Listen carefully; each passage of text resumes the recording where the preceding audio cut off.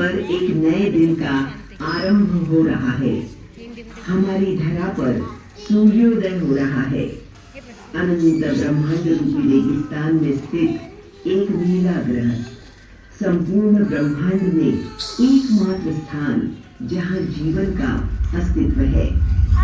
ये सूर्य गत 4.5 अरब वर्षों से हमारी दुनिया पर चमक रहा है।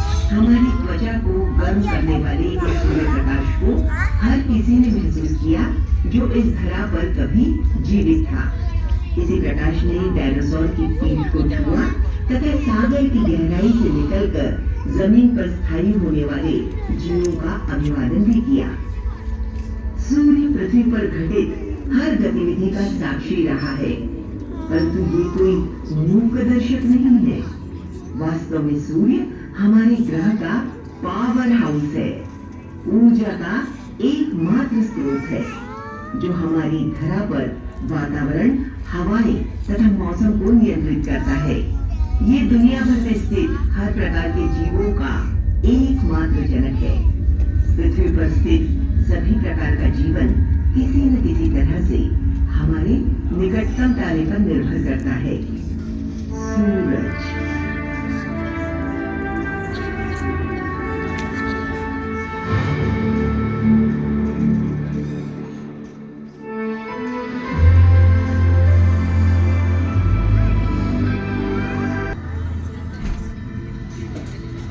सूर्योदय होते ही प्रकाश की किरणें भूमि एवं महासागरों को अपने उष्ण आलिंगन में ले लेती हैं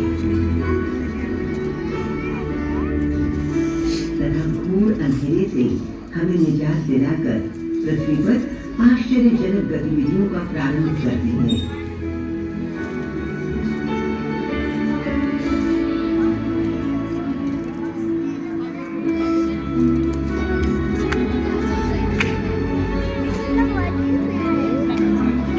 गहरे पानी के नीचे भी सूर्य की चमक जीवन के लिए महत्वपूर्ण है।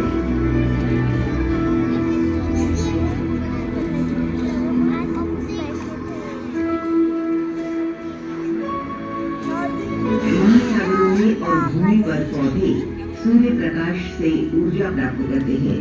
प्रकाश संश्लेषण प्रक्रिया से इसे भोजन में परिवर्तित करते हैं।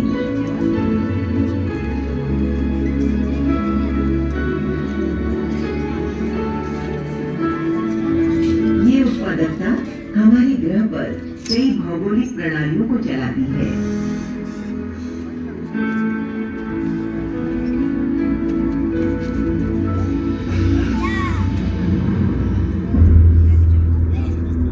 ये वातावरण में कीमती ऑक्सीजन को भी निस्तारित करता है।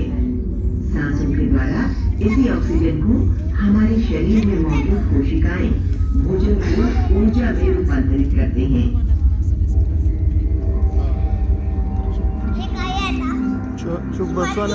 हमारा अस्तित्व सूर्य पर निर्भर है। इस बात का ज्ञान होने से सदियों पहले मानव सभ्यता सूर्य के प्रति आकर्षित रही है। आकाश में इसका प्रज्वलित बिंब परिभ्रमण दिन ब दिन माह दर माह अनगिनत सभ्यताओं के लिए समय का ध्यान रखने का एकमात्र तरीका था।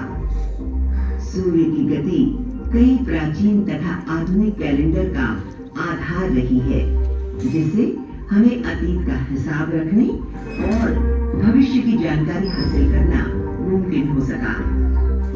सूर्य हमारे जीवन को लय प्रदान करता है। धरा के अक्ष के झुकाव के कारण वर्ष भर में पृथ्वी तल पर पड़ने वाली सूर्य प्रकाश की तीव्रता में हमेशा परिवर्तन होता रहता है और मौसम में बदलाव आता है।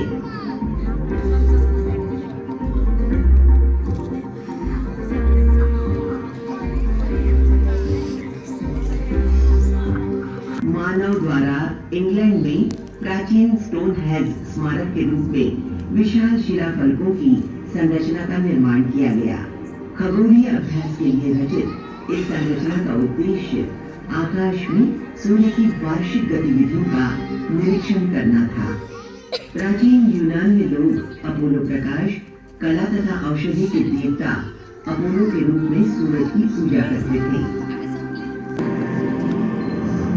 आधुनिक मेक्सिको में प्राचीन माया सभ्यता निर्मित स्मारकों को सूर्य के साथ जोड़ा जाता है।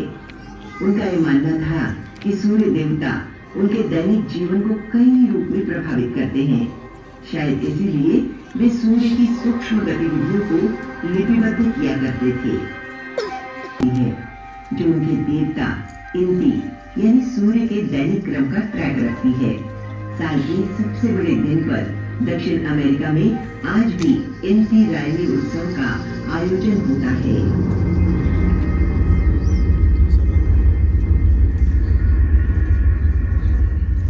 कुछ संस्कृतियों ने यथोचित रूप से परंतु गलत तरीके से पृथ्वी को ब्रह्मांड के केंद्र में रखा और माना कि सूर्य, ग्रह तथा अन्य तारे हमारी पृथ्वी की परिक्रमा करते हैं। हालांकि 16वीं शताब्दी में अंतरिक्ष में हमारे स्थान की सच्चाई सामने आने लगी थी। यूरोपीय खगोलविद निकोलस कोपरनिकस ने सर्वप्रथम सौर केंद्रित सूर्यमंडल का प्रतिरूप हमारे समक्ष रखा, जिसमें सूर्य केंद्र में प्रतिस्थापित था। सूर्य के संबंध में हमारी विचारधारा में बदलाव आने लगा। जल्द ही हमें पता चल गया कि सूर्य एक आदर्श खगोलीय पिंड नहीं है।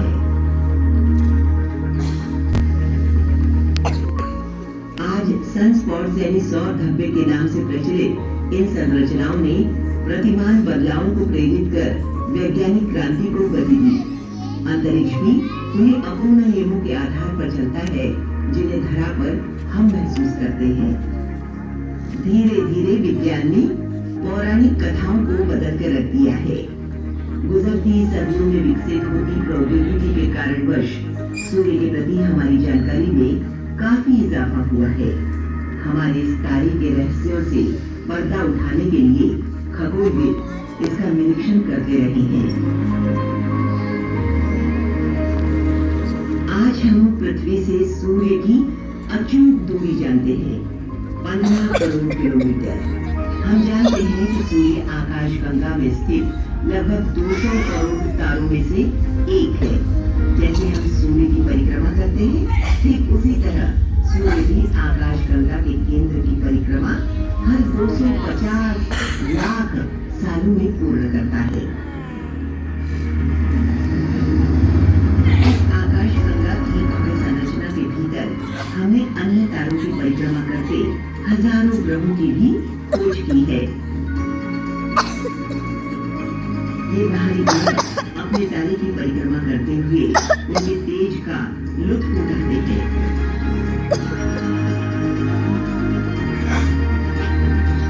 जमीन तथा अंतरिक्ष में स्थित दूरबीन जैसे ESOT 3.26 मीटर दूरबीन, इसका उपयोग कर हम अधिकाधिक बाहरी ग्रहों की खोज करने के लिए आकाश का निरीक्षण कर रहे हैं।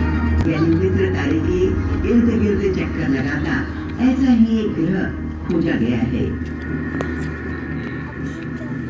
इन रहस्यमयी जगहों पर जीवन है या नहीं, इस बात का पता लगाने के लिए हमारी तकनीक आज अपूर्ण है। परंतु ब्रह्मांड में हम अकेले हैं या नहीं, इस प्रश्न का उत्तर अगली कुछ सदियों में हमारी अविरत खोज तथा अभ्यास की बदौलत हम हासिल कर लेंगे। हमारी तरह किसी अन्य सूर्य की परिक्रमा करते ये ग्रह पृथ्वी के परे जीवन खोजने के लिए सबसे अच्छी संभावनाएं हैं। इसमें हमारा सूर्य भी कोई अपवाद नहीं है, बल्कि ये एक औसत तारा है। सितारे कई आकार और रंगों के पाए जाते हैं। छोटे पौने तारों से लेकर महाकाय तारे, जिनमें 500 लाख सूर्य भी समा जाए। एक साधारण सा पीला तारा शब्दों से कैसे बताइए।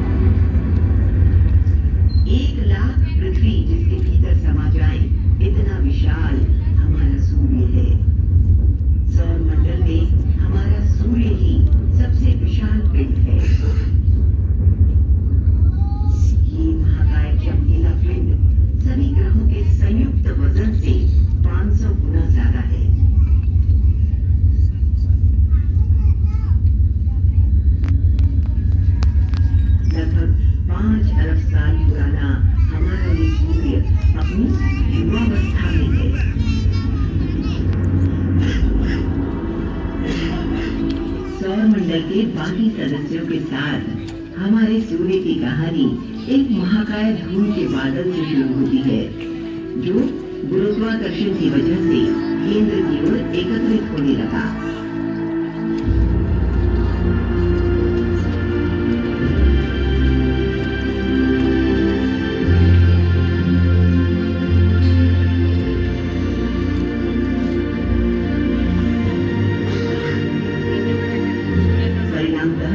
इसके केंद्र में गर्म चमकदार वायु का गोला बनता गया, जो मुख्यतः हाइड्रोजन से भरा था।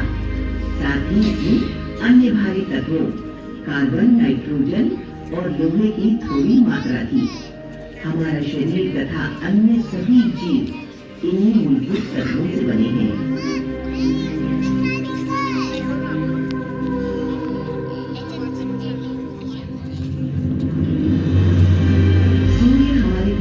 बिल्कुल अलग है। हालांकि यह हमारी पृथ्वी की तरह ठोस नहीं है, जहां हम पैर रख सके। फिर भी इसकी एक दृश्य सतह है। गर्म सूर्य के किसी प्रकांड गेंद की तरह नजर आने वाली इस सतह को फोटोस्फीयर कहते हैं। इस दृश्यमान सतह का तापमान लगभग 5500 डिग्री सेल्सियस होता है। किसी घरेलू ओवन की तुलना में 20 गुना अधिक गर्म।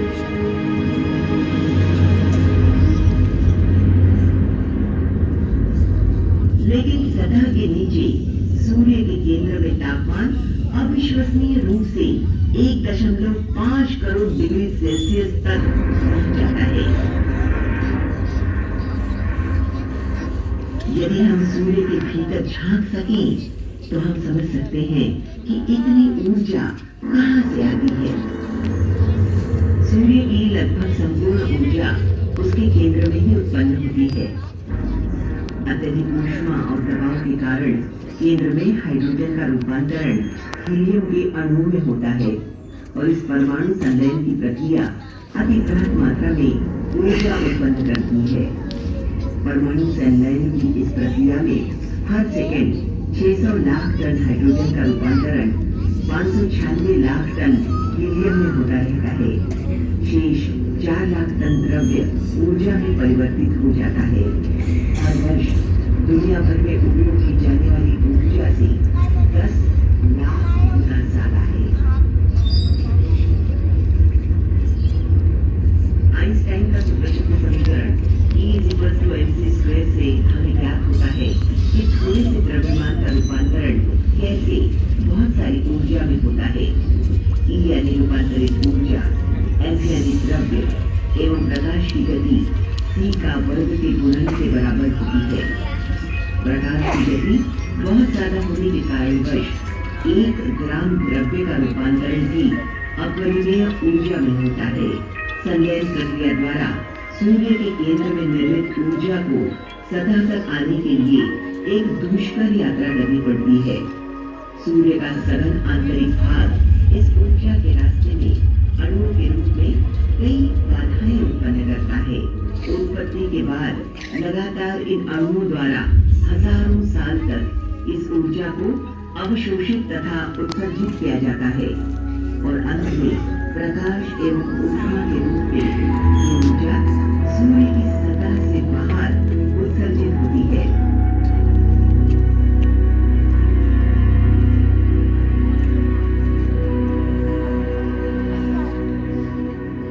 यहाँ से ऊर्जा सूर्य के कोरोना नामक विरल वातावरण से अंतरिक्ष गहराइयों में निर्बाध यात्रा करती है।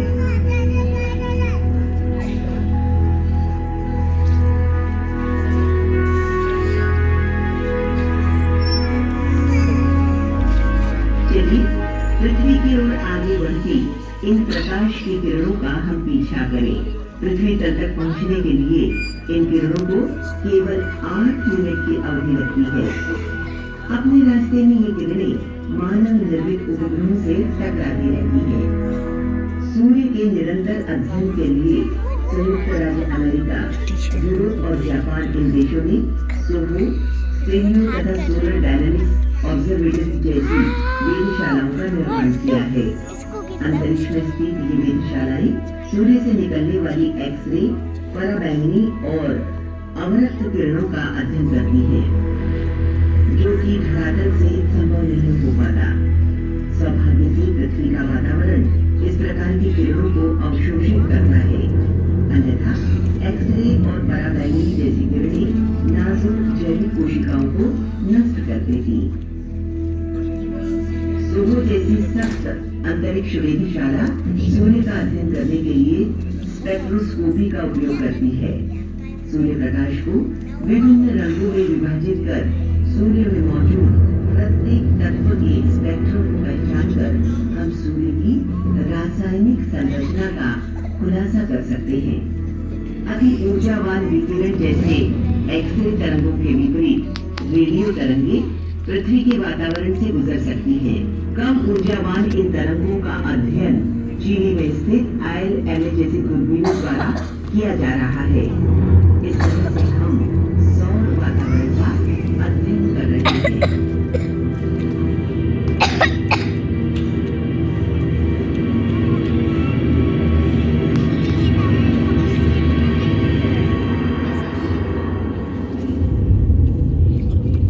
इन अंतरिक्ष तथा जमीन पर स्थित वेधशालाओं ने सूर्य की सतह पर होने वाले विध्वंसों का खुलासा किया है। आज हम जानते हैं गैलीलियो द्वारा खोजे गए सनस्पॉट्स ऐसे विध्वंस को जन्म देते हैं।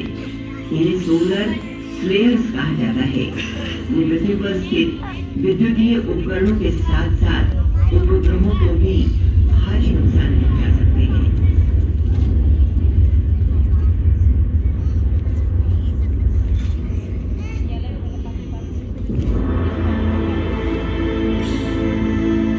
सूर्य जैसे अन्य सितारों के अवलोकन से विध्वंसक ताकत के सुपर फ्लेयर्स के खतरे को उजागर किया है।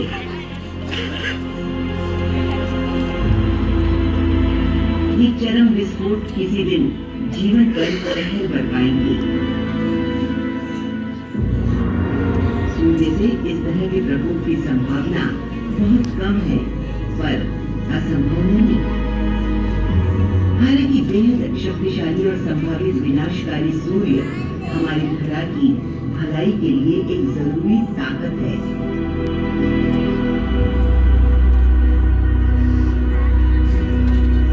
सूर्य से उत्सर्जित उच्च ऊर्जा वाले ये कण पृथ्वी की सुंदरता को और भी निखारते हैं।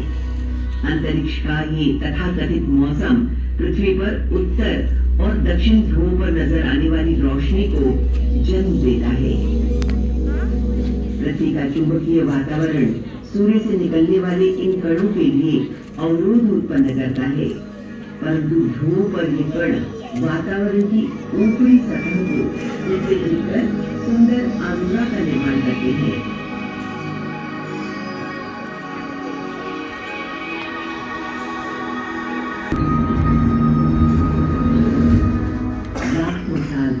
धरातल के नीचे दबे रहे इन जीवाश्म ईंधन के अति उपयोग से हमारे वातावरण की रासायनिक संरचना को बदल कर रख दिया है, जिससे वैश्विक जलवायु परिवर्तन का पारिस्थितिक संकट उत्पन्न हो गया है।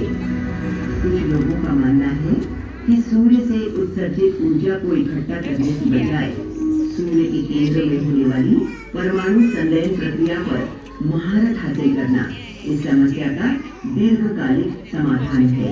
संलयन के लिए आवश्यक ईंधन व्यावहारिक रूप से असीमित है।